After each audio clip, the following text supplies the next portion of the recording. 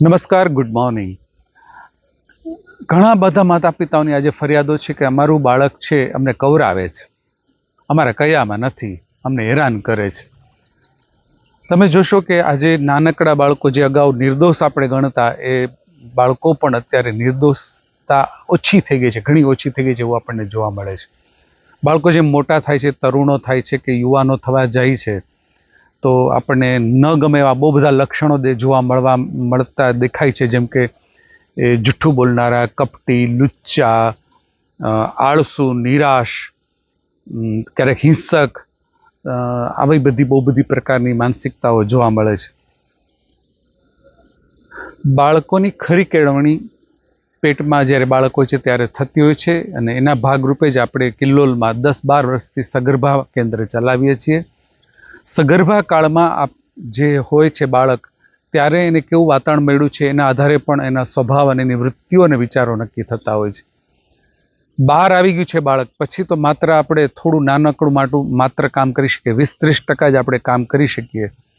છતાં જે કરવા જેવા કામ છે કે ભાઈ આપણું બાળક આ પ્રકારનું છે, તો એના માટે આપણે ચિંતિત હોઈએ. ગુસ્સાવાળું છે, જિદ્દી છે, તોફાની છે, તોડફોડ કરનારું છે, તો હું કહીશ કે આપણું બાળક, એની સાથે રિએક્શન ના આપો, એને સમજો, એને સાંભળો, એની માથે હાથ ફેરવો, એને આશ્લેષમાં લ્યો, એને હગ કરો, માથે હાથ ફેરવો અને શાંત પાડવાની કોશિશ કરો.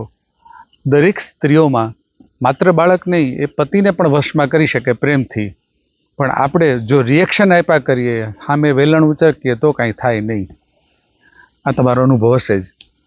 હવે વાત એ કરું છું કે માની લો કે બાળકને માટે તમને સમય નથી, તો બાળક જ્યારે સૂતું છે, બપોરે સૂતું છે કે રાત્રે સૂતું છે, ત્યારે આપણે આપણા બાળકને જેવું જોવા ઈચ્છીએ છીએ એ પ્રકારના સરસથી, ઊંડાણથી, હૃદયના ઊંડાણથી એવા વાક્યો બોલીએ.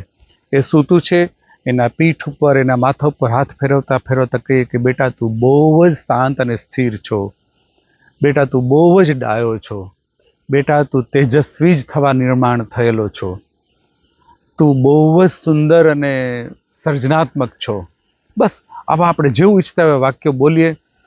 હું આપને ગેરંટી આપું છું કે એક ધારા 1 મહિનો તમે આ ટ્રાય કરશો, તમને બાળકના વાણી અને વ્યવહારમાં અચૂકપણે પરિવર્તન દેખાશે જ દેખાશે ને દેખાશે. ધન્યવાદ.